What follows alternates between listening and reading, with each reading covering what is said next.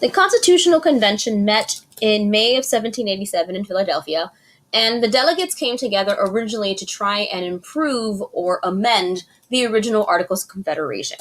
As the delegates began to discuss the problems within the articles and what they needed to do, they saw that it would be much easier if they just threw out the articles altogether and started from scratch. And so the debate began over how exactly the national government was going to be organized. And there were two main ideas or two main plans that were developed, which the delegates either gravitated to one or the other. And that's where the huge debate came from. The first is the Virginia Plan that was begun by Edmund Randolph, who was one of the delegates from Virginia, hence the name. And according to the Virginia Plan, the national government, in his eyes, would definitely be sovereign, right? Which meant that the central government, the national government, would definitely have more power than the state's government. This due to the fact of how we saw with such a weak national government as within the articles, too much of the states had way too much independence from one another. And so Randolph saw that there needed to be a central government that was a lot stronger than it was before. As for the National Congress, he envisioned a bicameral legislature, right, with two houses, where representatives would be determined by the population of each state.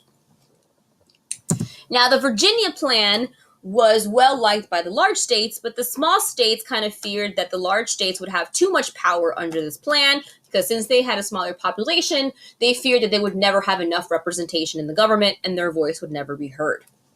So the second plan then came from William Paterson, who was from New Jersey. And according to the New Jersey plan, instead of a bicameral legislature, it would be a unicameral legislature, like we saw under the articles, where each state had an equal number of votes. The federal government could tax the citizens in all of the states, and the federal government could regulate commerce. So under the New Jersey plan, the federal government would have more power than in the original articles, but still would not be completely sovereign as within the proposal of the Virginia plan. So debate continued on from either side until we come to what's known as the Great Compromise from Roger Sherman, who was the delegate from Connecticut, and it's known as the Connecticut Plan.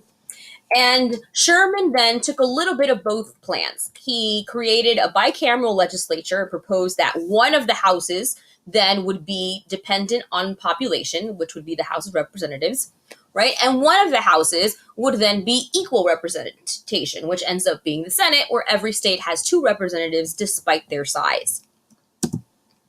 This is known as the Great Compromise, right? The Connecticut Plan is also known as the Great Compromise because this is the final decision that the delegates actually do agree upon about having this bicameral legislature where we have one house with population and one house that's equal. And that way, each side, large and small states, would still have a voice within the government, and it would ensure that all sides would be heard.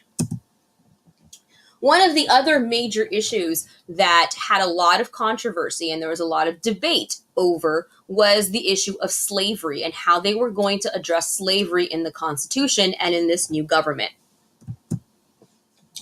The southern states wanted a system where slaves would then count in terms of representation that they would have in the government, but not in regards to taxation. So they wouldn't be taxed for their slaves, because technically they were property and property is taxed. The North, on the other hand, argued that if slaves were considered property, then they should be taxed in terms of property, but they should not be counted in terms of representation. And so entered another compromise, which is known as a 3/5 compromise, in which slaves would then count as 3/5 of a person, right? So for every 5 people, right, slaves would count for 3 of them. And that's how they determined how slaves would count in terms of both taxation and representation.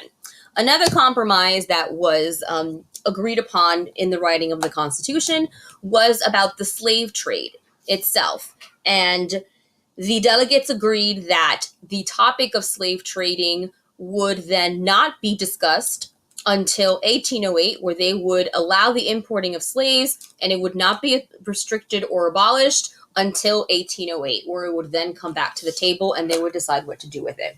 So really the topic of slavery is one of these they didn't really want to tackle full on. In fact, in the Constitution, they don't even use the word slaves or slavery. They wanted to stay away from that. So you have the term free persons and all other persons used instead. But they really stay away from using slaves or slavery in the Constitution. So it's definitely a topic that delegates wanted to avoid at all costs in terms of creating the Constitution, because they didn't want to come to a place where there would not be any agreement, and they really wanted to find a way to have everybody agree and create this Constitution because a new government was needed for the United States.